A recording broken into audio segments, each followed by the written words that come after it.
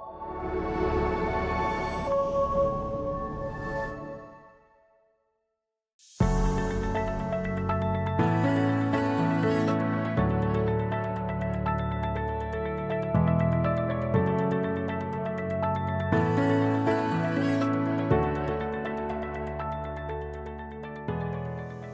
to episode number 8 of the Feed Your Soul podcast. I can't believe it's my last episode, and I am very excited and honored to have one of my very good friends, fellow entrepreneur, Judy Fullerton, here to join me for the last episode. Thanks for being here. Oh, I'm so excited to be here, Serena. Yay! Well, I'm nervous. I know you're nervous. Because it's out of my box. I love it, and I love that we do things outside of our comfort zones and our boxes, and you know what? You'll be just fine. We'll just have conversation, but to start things off, Jude, I didn't tell you this part.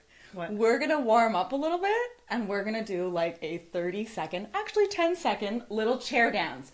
Oh, no. Did she let you know that Zumba and dancing's not my thing? I know. Again, another thing. She pushes me out of my box. See, there you go. So it's called a soul second. So we do it just to like get our bodies moving, and I just want you to have fun, listen to some music.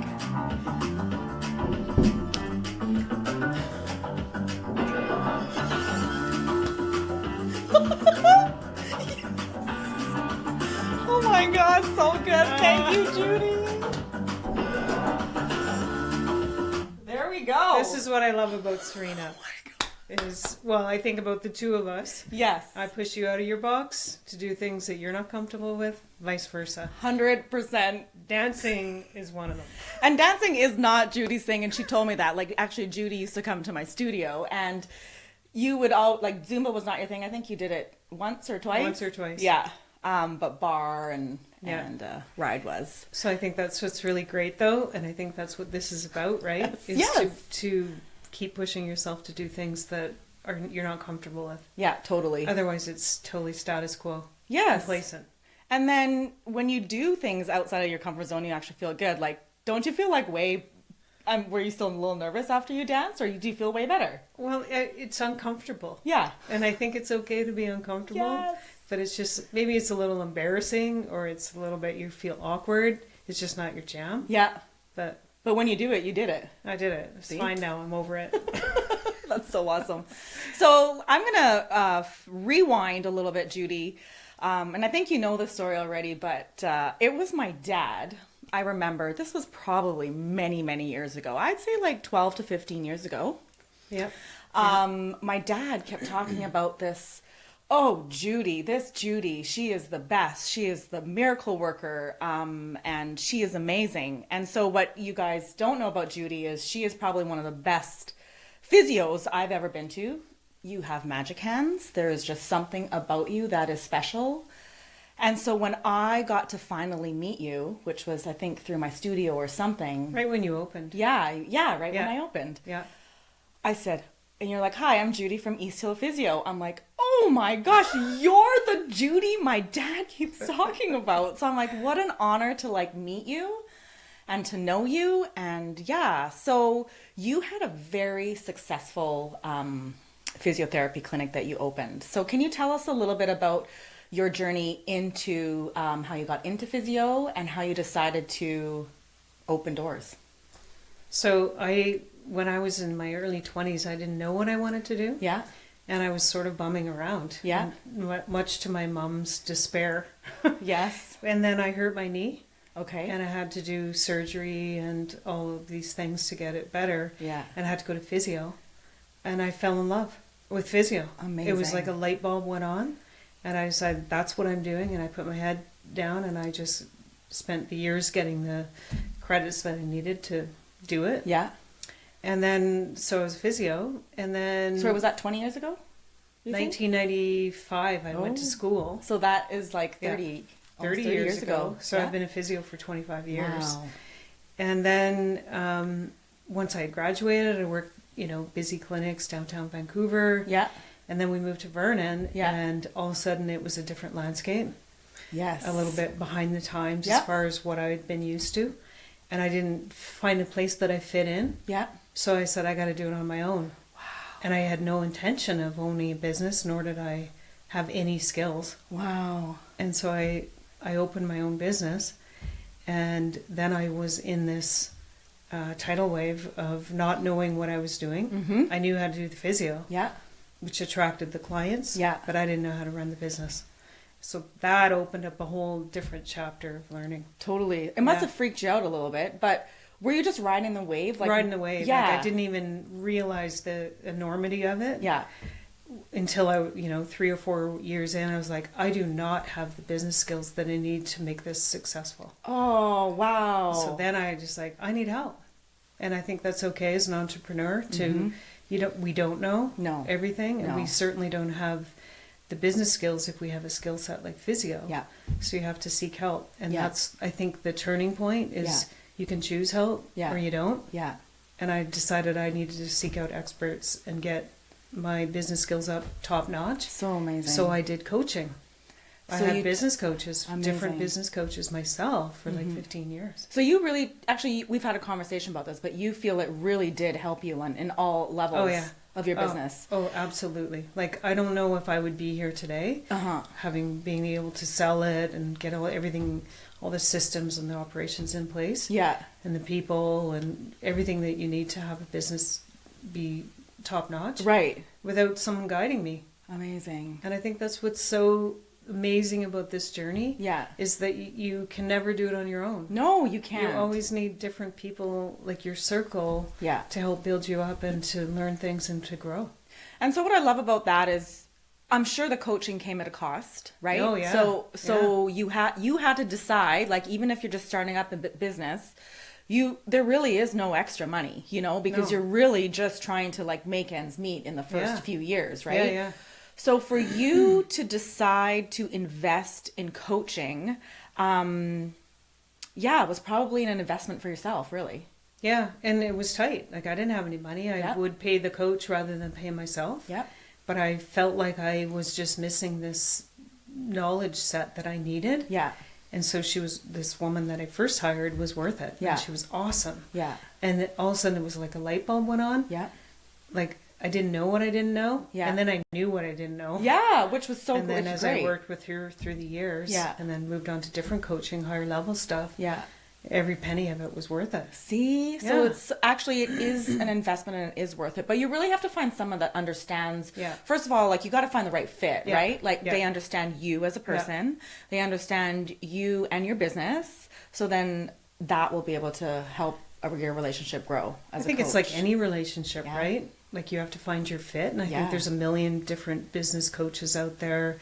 Maybe they're more for big corporations or they're, but you have to find the person that gets you. Right. And I happened to find that this woman who, she really opened my eyes to how much I needed to learn. Yeah. But to me, it was like a fire. Oh, like, you can take it defensively or you can be like, okay, I'm full on and that's the way I operate. I'm 100% in or not. Yes. That's my I know motto. you are. So I think that's why business coaching works for people. Yeah. And that's sort of how it's evolved to what I'm doing today. Which, because it just inspires me to help people that where I was so many years ago. I think that is like such a blessing into kind of what you're doing, is helping people get through that stage. And the best part about that is you've been through it, Yeah. Like, when you find someone who actually hasn't done what you've done, or they can't understand your feelings, but when you can understand where they're at, whether they're struggling with whatever part of their business they're struggling in, because I think as business owners, as entrepreneurs, we've struggled through every part of the journey. Well, I think that's why we really connected. Yes. Because we were both going through like rough times there, because small business is so tough. Yes. So we connected that we could experience those same feelings. Yes. Where no one else can. No, right? And I think that was like the light. I would just start speaking to you, and all of a sudden you'd be like, "Oh yeah, I get it." I I'm get like, it. I'm I like, get it. "Oh my god, I get it. I'm Yeah, like, you that get it? happened. Yeah. You get it? You actually understand like what I'm feeling. You understand, And I feel like so we connected at Soul, and then I think we just started talking about business together. Yeah. And what I loved about that is finding another entrepreneur that's in not a competitive field. Because we weren't direct competition, but I feel like as a business owner, you need to find someone who can understand your feelings. Yeah, because you can't talk to your staff about this. No. Your spouse only has a limited capacity to hearing what you have to say. Yeah. And other friends that don't have their own businesses don't get it. No. And your family doesn't want to hear it. No, right? That's true. But you know, so this same business coach that I hooked up with many years ago, she connected me with one of her clients. Oh, okay. And it's funny because just yesterday I got an email from him. I hadn't talked to him in 2 years. Yeah. We talked every month for 7 years. Really? Every single, he lives in New Brunswick. I'd never met him in person. Oh my God. We always talked on the phone, and we would just share stories, share experiences, share solutions, vent. Yes. And then he sold his business, I sold my business, and then we kind of drifted apart a little bit. Yeah. Yesterday I got an email and he was telling me how happy he was and the stuff he was doing. Oh my God. And I think it was just such a, I'm like, oh, like that was such a great person to have, to talk to, like you. Yeah. And you have to have your circle.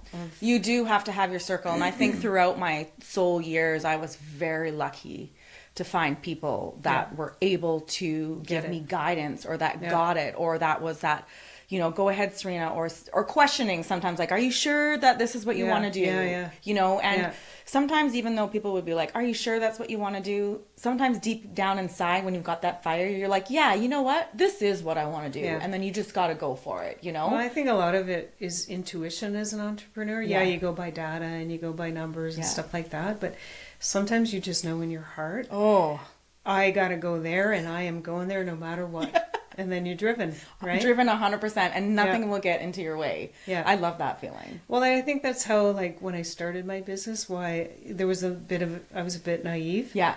But I knew. Yeah. This is what I got to do, is I want to give top-notch healthcare. Yes. Like, no compromise, no crappy treatments going on. This is what I'm doing. Yeah.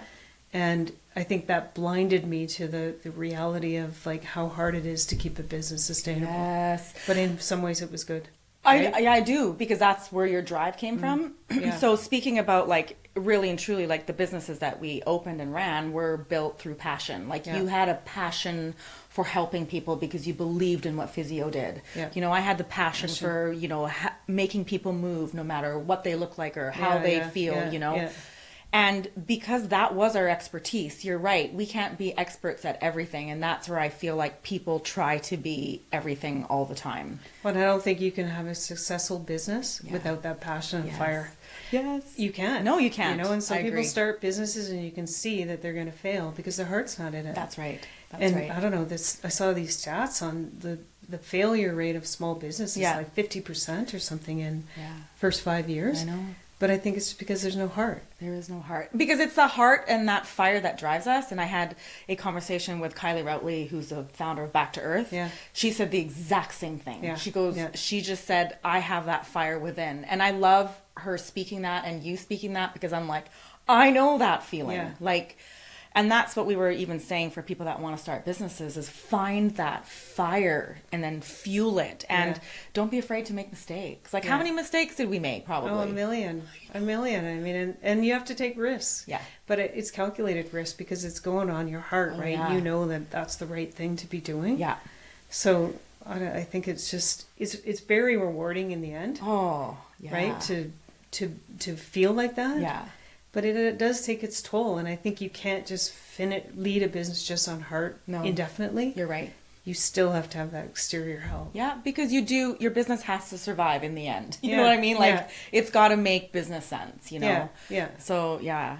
So you were also, like, I love that we were able to share our struggles through business as well, because I think a lot of people don't talk about the struggle, like, and what I was talking to Kylie about was, like, everything looks like a pretty picture sometimes outside in the media or on social to the staff. Or to the staff. Yeah.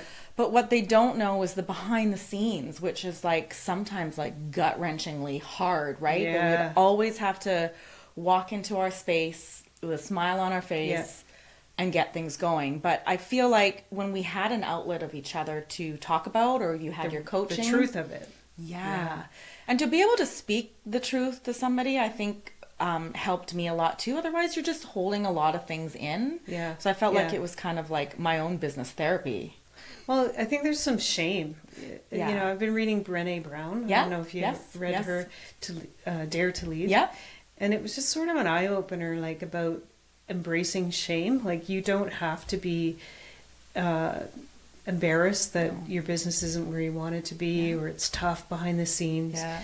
I mean, you can't go into work and complain to all your staff, No. but you can recognize that, and you find your people that be like, this is how I feel. I feel like I should be here, but I'm not. Yeah. And it's okay. It like, is to be okay. vulnerable and to say, this is friggin' hard. This is hard, but and you can't do that every day to your staff, because you're the leader. You gotta be up. But you can also be vulnerable with them, and show them that this is friggin' hard. Yeah, you can say that. Yeah. But the real venting comes from the true finding venting. People that Yes. And I do feel like you just made a great point, is like you can share that with your team to a point, because I feel like when you're a part of something and you understand kind of like what's going on, like you actually want to do more or be more or be a part of the team. Which was you know, creating culture in a business was like huge on my list for me. Like there was just something about creating a culture that I felt like if we could create some sort of amazing culture, it will just funnel into the participants. Well, culture is everything, right? Yeah. Culture trumps everything. Yeah, it does. So I didn't even realize that at the beginning myself. Yeah. You know, you can have systems and everything all kind of structured, but it doesn't work unless you get the people to buy in. That's right. And that was a big eye opener. What I learned over the years, to you it came naturally. Yeah. But to me, I think it was like I got to really work on this. Yeah. And working on team building is it's so important. Yeah. But you got to collect the right people. You do. And at the beginning, I didn't necessarily know that. Yeah. And over the years, you weed out the people that don't fit, and you keep the people that got the same drive and passion as you. Right? Especially doing what you do. And I think that's so important. And again, I keep referring back to Kylie's conversation I had, but we talked about like sometimes you have that one person that fits all the right puzzle piece, but there's just a gut feeling that there was something that's just not right. You know what I mean? So like we were saying, like kind of go with your gut instinct, I think, as being an entrepreneur. And we've all learned. I mean, we've all either been, burned or whatever, things like that here and there. And like Kylie had mentioned the same type of scenario, but I feel like things always just happen for a reason. Well, I think even when you get burned or you have some roadblock or obstacle or some failure, that is for me, those were the turning points for me as a person and for my business. That you can choose to learn from them, or you can dig yourself a wallow hole in it 100%. And don't change. And I can look back at 3 or 4 big ones that happened to me over the years. And when I look back, they were the best things that ever happened. Always. Not at the time. No. But now. Like later. It was so important for it to happen. Yeah. And that's where I feel like, maybe as, depending on what I do with my life, after this or ongoing, I feel like that's such a great lesson, because I'm really trying not to take, like, if something happens that it's not how I think in my head, I am now like, I have some sort of peace with it. Like, it's not for you. No, it's not for me. So I just like, swallow my pride and be like, you know what, this is obviously not meant for me, or something is going to happen down the road. So I feel like I'm really trying to incorporate a less stress, like that feeling that you get. I think you got to put your ego aside. Yeah. That's what I think. Like as a leader, just as a person, like if something doesn't go your way, it's not for you. It's not for you. And you can't try to force your way into the situations or people that aren't your fit. No. And forcing, I feel, takes... And I look back to at my journey at Soul, like I feel like when I tried to force things, and then I look at like what the outcome was, but then I also look at what that feeling did to me. Yeah. So I'm like, why constantly try to force something that's not going to work? But I feel like that is when you push your ego aside. Yeah. But I also feel like people are like fixated on it. Yeah. So if you can just let go of that and just like let it flow. Yeah. It turns out. But they're the turning points. Yes. And for me, like it just has changed me so much as a person. So awesome. And to grow into different ways, like even selling my business. Yes. I feel like, I was pretty apprehensive, like no income and... Yeah, you're freaking out. You work your whole life, and I'm not too old not to work. I'm perfectly capable. Yeah. what next? So if you keep an open mind and you say, I'm going to try everything that comes across my plate. Yeah. And keep an open mind, and then I'll decide. Yeah. Okay, that's not for me. Yeah. But you can't decide until you do it. And totally. And you have to do it. You have to give it that shot. And I can't even believe it. Like, look at our life now. I know. Like, there's so many opportunities, just like every week. Every week. Different people and different things. Like, if you had asked me 5 years ago that we'd be doing what we're doing every day, and sometimes nothing. I know. I'd be like, that's crazy. It is crazy because we weren't wired that way. So I'm gonna rewind again to I have this photo that always sticks into my mind of you and I that we took a picture of, and it was when COVID first hit. And when we were golfing? Yeah. But I think you and I had worked ourselves like literally to the bone. Yeah. And you can know the feeling, like I know the feeling, and exactly. it actually brings me back to like, that tight feeling in your chest. Yeah, and you can't you can't breathe. You don't know like what's going on. But I think you and I were like, let's go do something fun for ourselves. So we made ourselves go golfing, right? And it was fun. It was so fun. But I remember I'm like, hey Jude, let's take a photo. And the reason why I like to take a lot of photos in my life is because I like to remember how I felt at that time. Yeah. So I took a photo, and I remember looking at our eyes. Both of us look like we have actually zero life in us. Yeah. We are there trying to smile, trying to have fun for a half an hour, even though we're thinking about, or 2 hours, even though we're thinking about what we're going to do tomorrow for our business. How are we going to get online for COVID? Yeah. But it was that feeling of like empty. Yeah. And I think if you...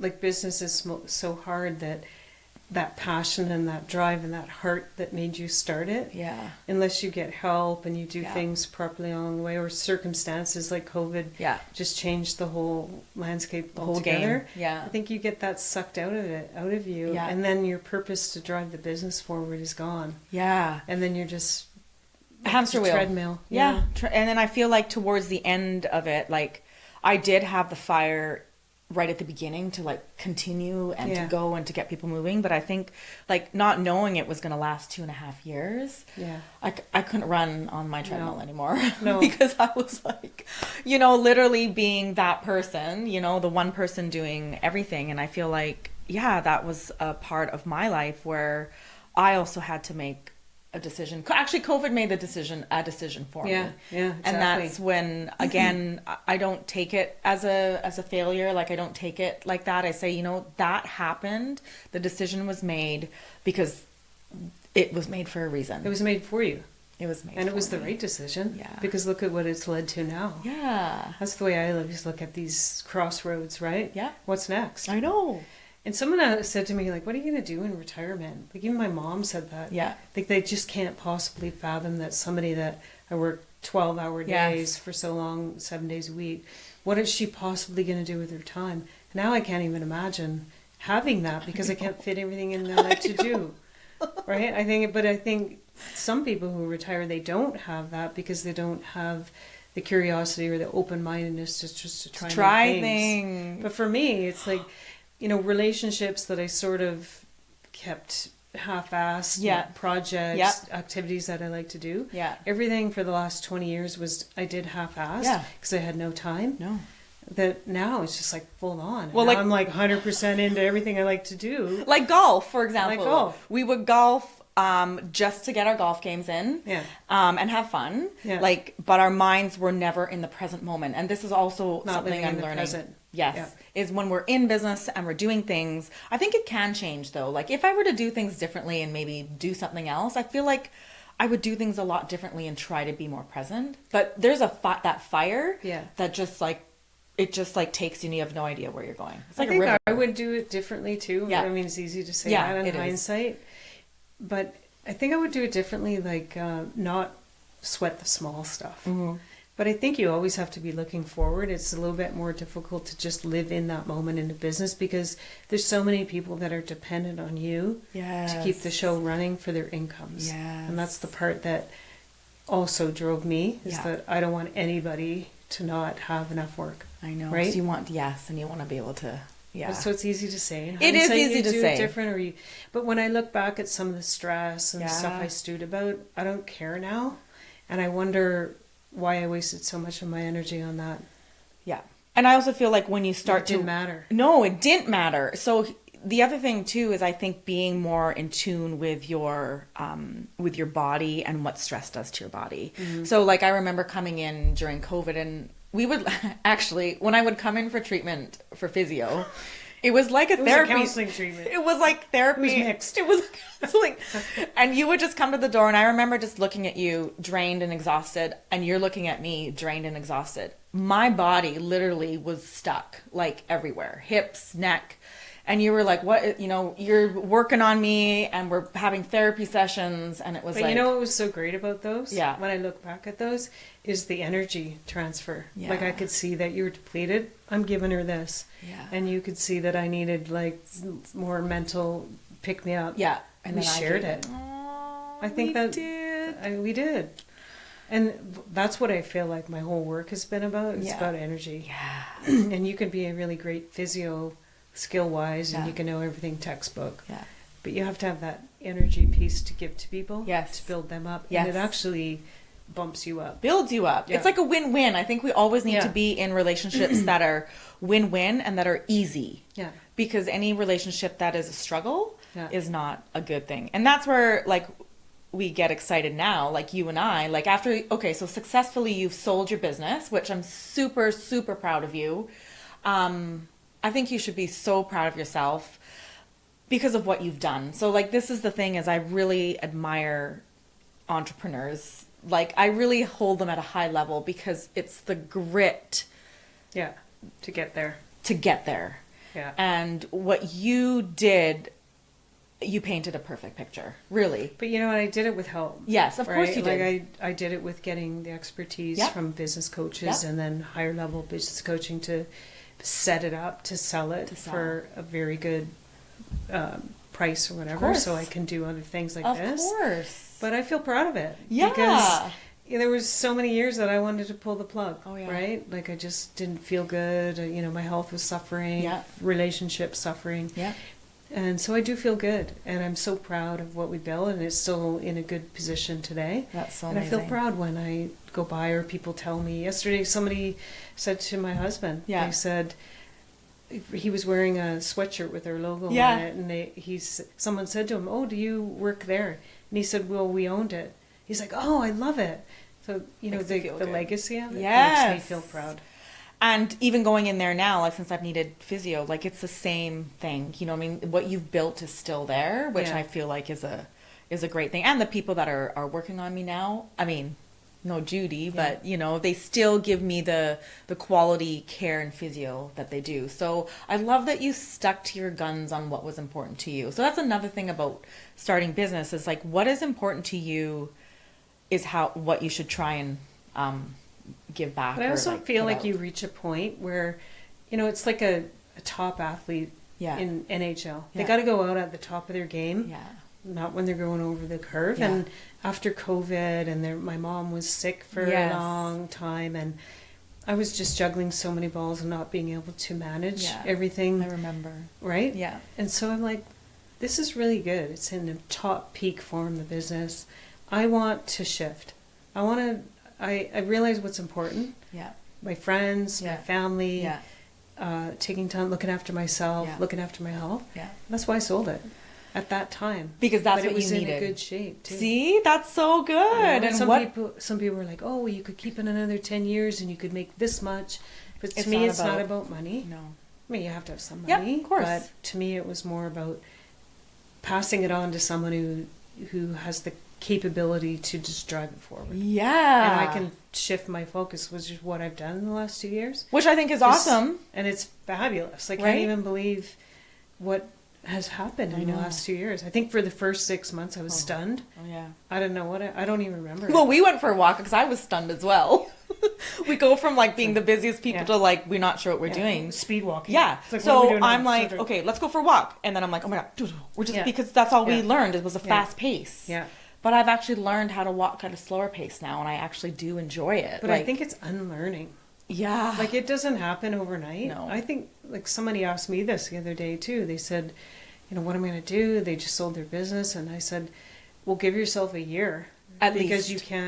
you can't unwind and not have the lists and the things every minute of your day planned. Yeah. It takes time to practice doing it differently. Yeah. And I'm still not good at it. No. Like, I still got lists, and I got to do this, this, and this. And it's like, what do you got on the plate? Well, I got to do shopping and laundry. Now it's like different things on your list. It's not like marketing and all this kind of stuff. Now we got like different chores on our list. Yeah. But I think it's still important to have a purpose and things that you're passionate about, even though they're not necessarily financial. No. And now I'm passionate about health. Yeah. Keeping yourself fit. That's the other thing I was going to say is that I think you made such a great decision, because you're right. People would say to you like, hey, why not work for like 10 more years? But I'm like, if you're able-bodied, like you're physically fit, you know what I mean? Like you're young and you can feel like you can actually do things. Yeah. Where some people retire, their bodies give out, they can't walk, you know, their hips hurt. And they didn't have time to cultivate other interests and kind of relationships. Yeah. So then it gets kind of too late. It does. I don't want to be too late. No. And this is like prime time. Oh, I mean, we still got like years of good things ahead. Oh, yeah. And I just really like that. Well, what I like about you and I is that you have your different things that you are very good at, like dancing and the Zumba and these things. And you push me out of my box. Like, I think you've done a few TikToks with me too. TikTok. So, and then I push you. Yes, like, you do push me.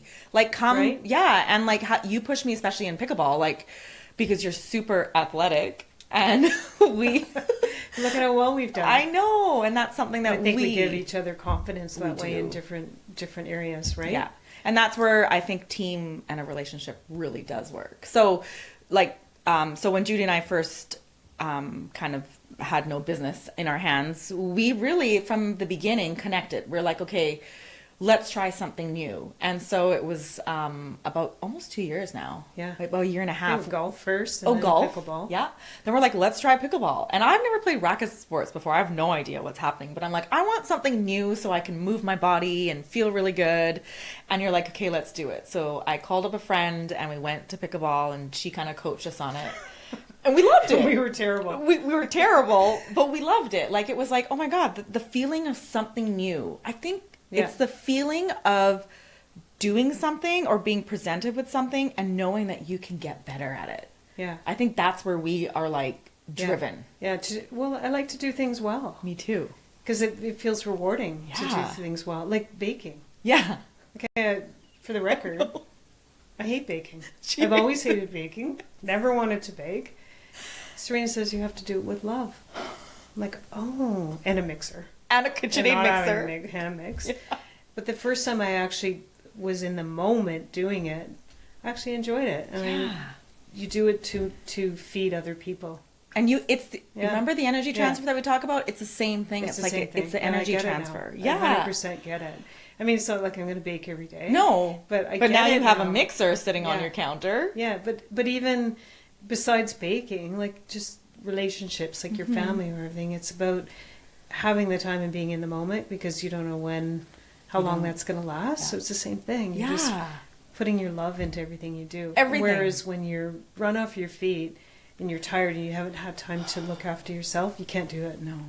And that's where I feel like people really need rest and time off. Yeah. Like, and I know as an entrepreneur you don't get that, but I feel like you could schedule it in. Like, now that I look back, there's a lot of things that I did that I could have timed a bit better, or been like, you know what, I'm not working today, because like then shift it to something else, you know what I mean? Yeah. And do something for the day that will just re-energize you. Yeah. Because if you don't work on yourself, and that's kind of why I opened Soul too, was to help people give back to themselves. Yeah. Because you can't be a good mom. No. You can't be a good wife. You can't be a good husband. No. Like, you can't be a good boss. Like, if you do not look after yourself and make yourself the best version that you can be, how are you supposed to help other people? Well, you know what's really rewarding about this coaching I'm doing with young entrepreneurs? Yes. You know, they're in their 20s. They don't know what the hell they're doing. I see myself in them. Years ago, I try to prevent them from going down the same path, and it just fills me up. Oh, and I'm like, why don't you guys just take Friday off? Just take Friday off. Yes. And they're like, we can't take Friday off. Yes, Why you not? can. Do you think that the world's going to fall Yeah. apart if you don't? Yeah. But it just fills me up. Oh, yeah. And so this kind of work I'm doing now is just, it's nothing financial. No. It's not my physio skill set necessarily. It's your business. But it's my business and life skill set that I can help people go down a different path and see it differently. Yes. And they kind of do. Yeah. Right? But Yeah. I can see the same stress in this. I can feel it. just by looking at them. I can feel it. Yeah. And I turn them a different way. Yeah. It fills me up. Oh man. And I think that you have become a blessing in their life, like your coach became a blessing in your life. And I feel like that to me is what life is all about. You know, like that recirculation of how I can help other people, you know, be the best versions of them or prevent them from doing something that or making them the same mistake that you did that just kills you, right? Oh, yeah. So I met this lady the other day. Well, she's a neighbor. They came over for some drinks at her house. Yeah. She's 60. Yeah. And she said, you know, she's retired but she's super fit. She looks great. And she goes, I just decided when I turned 60, making my health is not an option. It's first before anything else. So every day she's bike riding, she's paddle boarding, she's doing. And I thought that was such a great philosophy because then she can look after her grandchildren and her husband. But you can't do it unless you do that first. No. And as an entrepreneur for so long, we're always spewing like out. second. It actually becomes at the bottom of the list, Drew. Like I don't, you know, as much as I say everybody, okay, get your exercise in and do all this stuff.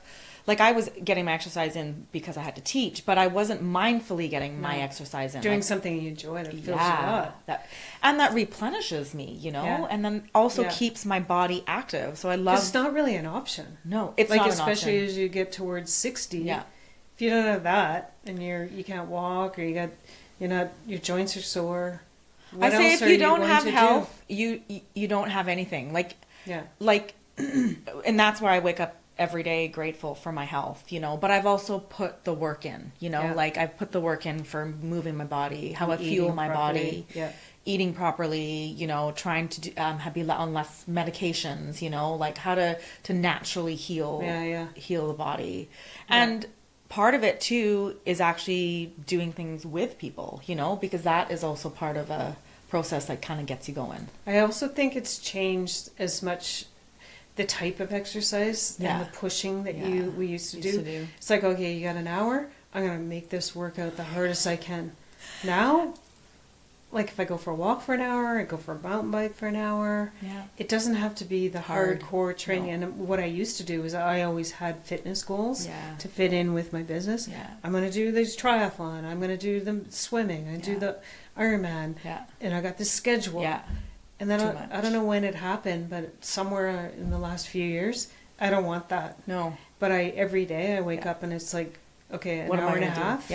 There's something that's got to happen. And it doesn't have to be where I'm dead tired afterwards. No, and like a walk is A-okay. Like, and that's so to like also here, like I like to plan like one physical activity a day because like the more you push your body as we get older, everything hurts, right? So you really want to just like kind of take it easy a little bit. It doesn't have to be hardcore. No, it doesn't have to be hardcore, and I love saying now. That's how our philosophy has always been. Full on, most bang for the buck, right? Every single minute counts. Every minute. Right? And like to the point where I was laughing at myself because I went shopping yesterday, and I used to like look at these people shopping and be like, what are they doing? Like, just like looking at things. Like, I don't understand because every time I went shopping, whether it was grocery shopping, Christmas shopping, I knew what I was getting. I was in the store, out the store. I'm like, I got a half an hour. I'm going to pick up 5 gifts. Me too. Grocery store. I'm like, I need this. I would never take the time to stop and be like, oh, what is this ingredient? Yeah. And then my sister would be like, oh, have you tried this? And have you tried this? I'm like, where do you find those things? Like, I would get the same things all the time on repeat. And I didn't even know what was in a grocery store. Well, sometimes I think when you're that busy with business, you lose your curiosity. Yeah. Your curiosity gets squelched, right? Great Because point. you just don't have time. Yes. And curiosity is what drives you. Yeah. This whole world. Yeah. Like if you have curiosity, then you might as well just pack it in. Yeah. And be curious and dive in. Yeah, not just with shopping. No, but I get you. Curious about that person. Yeah. Or taking time to have a conversation with that person. Or curious to try that sport. Yes. But if you lose that, you have nothing. Nothing. Right? Yeah.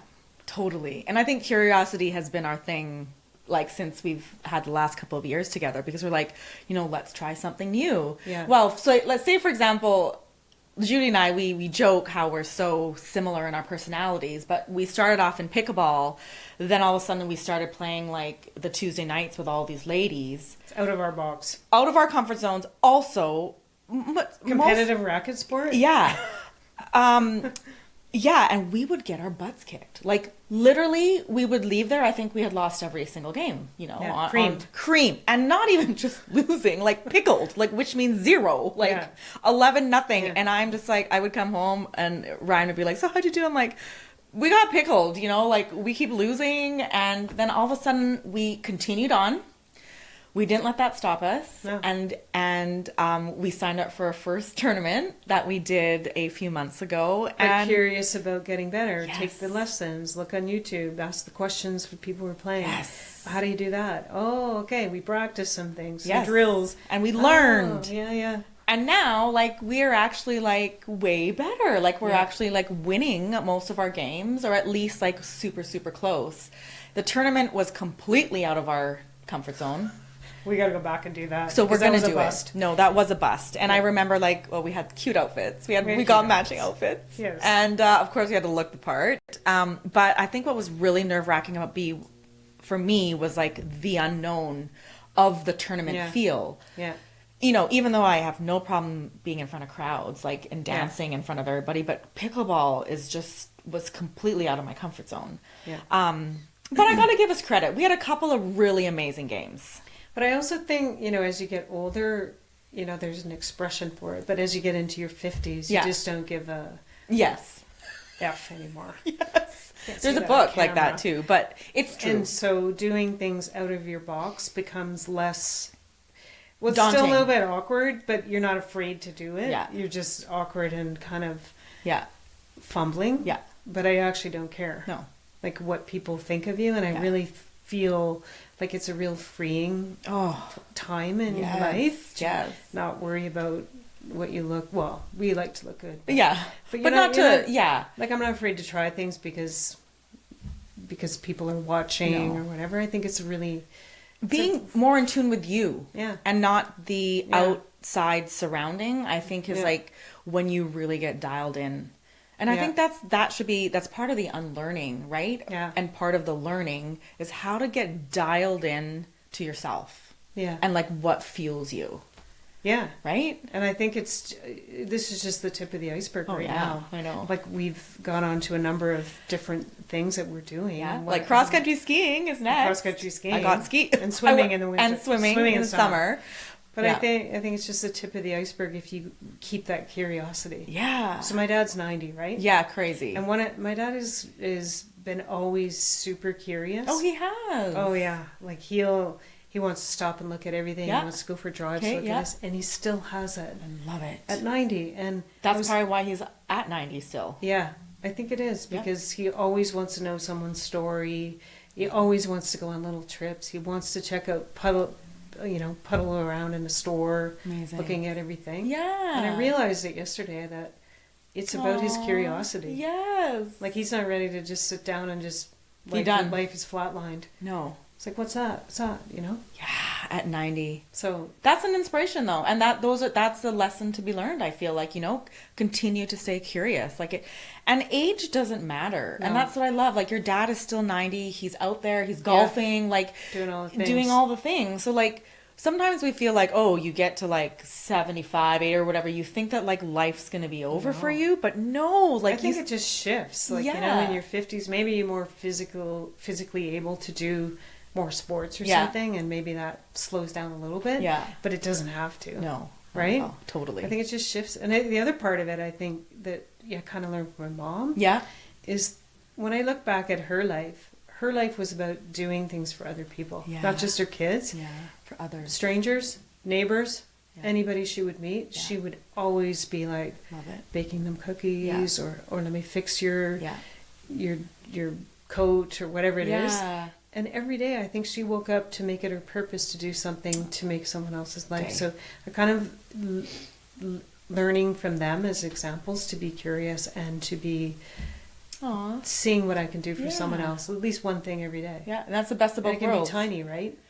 And that's the thing, it does not have to be a big gesture, you know, No. like it just has to be something small. And that actually, I laugh because I feel like that's where my baking has filled my void of not teaching, because I literally bake to give away, you know, and I just enjoy that part of it because it feeds me, you know, and it's that part of giving back, and it's such a good feeling. So I think you just get this energy, like I used to get it from my patients. You know, I give to them and it fills me up because they feel better. Yeah. You just have to find those different ways to, you give, the more you give, the more you get. Right? Yeah, it's true. And so I think it's just a different, it's just completely different. It's like we're living on a different planet. Yeah. A totally different planet of what we're doing. Like before, how we got our energy and how we did it was a different world. And now, but I think you can get lost if you don't seek that out and you're not present, thinking about it, being conscious, right? Yeah, and making conscious decisions, like, you know, like really knowing, like, what am I doing? Like sometimes I always ask myself, like, is what I'm doing good? Does it feel good to me? Like, does it feel like I should be doing it? Because I think when, you know, we were younger, or when I was younger, like even doing solo, I would do all of the things. Yeah. You know, but if you were able to dial back and be like, you know what, I'm only going to do a few things, but do it like fully. Yeah. You know, and I feel like that is how you could gain more presence in life as well. I think that's what we're doing. Oh yeah. Isn't it? Yeah, I think so. And it feels so good. Like it is weird to be on the other side, and sometimes people look at me and they're like, "Oh my gosh, like how have you done it? Like you look so happy." I'm like, "Oh no. I'm like, it has been a struggle." I'm like, let's not, you know, it's been a struggle to unlearn, to figure out what is it that I need to now get curious about. Well, I think we're painting a picture where it's all this rosy, like, this transition is hard. like you've had it where you're like, oh, I feel like I should be doing something. Yeah. And you've felt down about that. Oh, very down. And I've had days where I'm like, I'm doing nothing today. Yeah. And I got tons of energy. What should I be doing? I know. And you kind of beat yourself up a little bit. You have that guilt. I had some major guilt for probably, you know, 6 to 8 months. It could even be a year. Like where I'd be like, I'm just sitting here. Like, because I feel like as running our business, like you said, every second was accounted for. Yeah. Even in your sleep. Even in my sleep. And I'd wake up and be like, oh, like ready to go. I think that's the hardest thing for me to just still do 2 years later. Yeah. Is to do nothing. I'll be laying on the couch and I'll be like, I could do this, this, and this, and this. No, it's okay. Does it feel good? Yeah. So, you know, I might read a book. Yeah. Like, and I decided I'm going to read more books. Yeah. Because, you know, it's been a century since I could actually sit down and read books. It feels good. But then I set a goal. Read this many books. Okay, so I'm still a work in progress. You know? Yeah. Like my friend who we talked every year, every month. Yeah. He just turned 60, he said in his email, and he's reading 60 books. Wow. For his 60th year. Amazing. But see, he's still got the business mindset. So I'm going to have to call him out on that. Yeah. Or he did a triathlon, challenge him. like the 60-kilometer bike ride. Right. But so I think that still drives us. Yeah, and I don't think it's a bad thing either. I think it's better than getting up and having no structure to the day. For me, I think it's our personalities. Yeah. And I kind of like having goals. I like having goals too. Right? And I like having, like, I'm doing this, this, and this today. Yeah. And then I'm also going to do nothing for an hour. Exactly. But it's accepting that it's okay to do nothing. Yeah. Right? Oh, totally. Oh, I think that was the hardest part. Or like, yeah, I don't know. It was all hard. Yeah. So but now coming out on the other side though. Now you're finally coming around to being okay with whatever is next. Yeah. But it's and then you actually I'm kind of proud of myself for like getting there, because I really could have just dug a hole. You know what I mean? Like, well, I think like if we look back 5 years ago, if we said today this is what we're going to be doing on middle of the day during the week, you'd be like, that's crazy. I know. So now you can't judge what's going to be 5 years from now. No. Who knows? You'd be now, 5 years. Now. Remember this right now, because in 5 years, be like, can you imagine that we were going to be doing this in 5 years? I know. And I think that's the best part, is just to like live, right? And I think yeah, you know, being in business, we have goals because that's how we saw things, right? Like even being in the furniture business, like I was purchasing furniture for like a year later. Like, so we were always thinking ahead. So even at Soul, like what's going to be the promotion in 4 months or you know. Well, you have to. You do have to. So this is where you can just live right now. Yes. And we're so lucky. I do feel it's lucky. Yeah. I do feel very grateful. Me too. Because I think some people don't have this option. No, they don't. And they have to keep working and they have to do a job that they don't particularly have any passion about. Yeah. So I do feel extremely grateful. But I also feel like we set it up this way. Yep, I agree. Like nothing happens without some planting sacrifice. A seed and some sacrifice. I do agree. Yeah. So we had a long-term sacrifice to get here. Yes. Right. And now look where we are, and we're not done. Like you know, and that's why I was just giggling when you were saying like we have goals. Like, so I'm doing like started doing a cookie box. You know what I mean? Like, but now it was like I have a goal because like I want to be able to produce these many cookies. Like you just like you just get fixated on something else, or potentially what we've been talking about, maybe doing a mutual coaching. Yes. Collaboration with your skill set and mine, we can just rock it 100%. Because I think the good thing about you and I is we have different strengths in a business, and then when we combine that, it is like, to me, that is like amazing. It's powerful. I think we have different strengths, but they're complementary. But together, it's just like a It's like a fireball. It is. Don't you think? Yes, and I think we're both so passionate about seeing other people succeed. I love being in the presence of anybody who wants anything to do with business, whether it's an entrepreneur. Like, it really fuels my fire. Like, it really gets me going. Well, I just read this quote there. Somebody had sent a little message, and it said, leaders want to make their people better than them. Yes. And they're so invested in their success personally and in their workplace that's what makes a good leader. Yeah. And I think that's what I like. Yeah. I like making people better. Me too. Than me right? too. Or they feel better about themselves. Yeah. Their business is better. It just fills me up. Yeah. And I think it's so important. Oh. And it doesn't have to be about business. It's like it can be your friends or your family. You build them up to make them feel better. That's what you did at your physio place, right? Like, you had physios that would come in, and that's what I did even at Soul. Is I'd have these instructors that I'd never taught before, and then them up. And then to see what they were capable of doing. So I could, you can see sometimes what people are capable of doing and whether or not they're going to be open and receptive to what you say. But I will tell you, that was one of my most rewarding parts of my Soul journey, was watching my team grow. Like, that's why you're I was Mama Bear. Leader. I was a Mama Bear. But that's what you want to. You want to have that for people, right? Yeah. Build them up, and you make them feel better. Yeah. But I just feel like there's more time to do that. Yeah. To be conscious about it. Yeah. To think about it. Totally. Right? So good. It just, I don't know. This is, aging is not necessarily graceful. No. This is the other part that I find is kind of a strange transition. Yes. It's like, what's happening? With that? Why am I sore? Yeah. Wrinkles, whatever. Yeah. But it doesn't really matter. Mm-hmm. It's just, I think people look more beautiful with if you're healthy and I think, and you age. And finding that inner glow, like finding that inner fire, I feel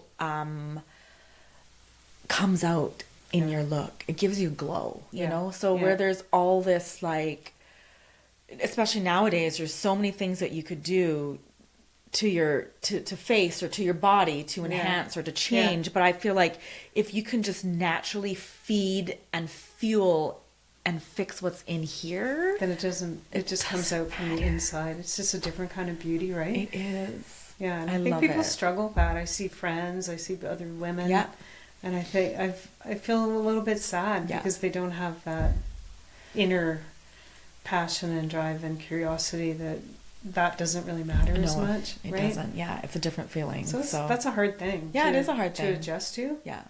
But I think everybody has the capacity and the capability to find that within themselves. But they might need help, like talking to people like this, right? Yes, totally. To know that. Yeah. If you don't have the people, then maybe you just get stuck on the stuck. Yeah, stuck. So that's the other thing too. I think I was mentioning to you is like finding people, right? A lot of people do have a hard time finding like an inner circle or finding someone that they really can connect with. Yeah. which I have been so lucky all my life to have had such an amazing people come into my life at the right time and to serve a great purpose. Yeah. But I feel like if you are struggling out there, like maybe just plant the seed, you know, say like, I want to find someone who I can connect with on so-and-so level, you know, whatever it is your interest may be, or take it a step forward and throw yourself out of your comfort zone and try and find that person, you know, and try and make an effort. And then also think that if it doesn't connect, then it's just not meant to be, you know? But it's about dropping the shame and the vulnerability, right? That you ego. don't feel, you feel like an imposter maybe, and you don't want to let anybody know. Yeah. Oh, I feel like I'm old, or my business isn't doing this. You have to drop it to be able to let those people in. That's right. Right? 100%. Okay, Jude, I have a question for you. Okay. What feeds your soul? Now? Yeah. I think it's peace. Ooh. Like it's not... It's just a calmness in my life that I don't think I've had in 25 years. Oh my God. Or even before I got into physio. Yeah. There was the stress of 2 years of taking courses to get into it. Yeah. There was the workload in school. Yeah. Then starting a new job, right? And trying to figure out how to be a physio, start my own business. I don't think I had peace. Like, or if that's the right word, calmness. I think that's right. Where I wasn't always striving for what's next. Like I still am, but they're on a much less important scale. I want to be better at pickleball. I want to, but they're more valuable goals to me now than I want to build better relationships. I want to be more open. I want to be vulnerable. Yeah. And so I feel like that's what drives me now. Oh my gosh. Is to create calm. On that note, we're going to do our final soul second. It's not a dance. It's not a dance? On the calm note. Okay. No, I end every episode with just being present in the moment. And we're just going to do like one deep breath collectively together. So you at home, if you're listening or you're watching, take this 1 second with us. And if you want to, you can close your eyes. And if you don't, that's okay too. But let's take a deep breath in through our nose. And exhale however you choose. And you can open your eyes. Thank you so much for watching these episodes. I'm getting a little emotional, and I have not in the last couple of episodes, but thank you, TELUS, for giving me this opportunity to be able to share what's deep within my soul. And thank you to all of my amazing guests that I've had here. They filled my soul. So I hope they filled your soul too. And thank you so much for watching. And hopefully we'll see you in another season. Thank you for watching the Feed Your Soul podcast. Thank you, Judy. Well done. So good. Well done.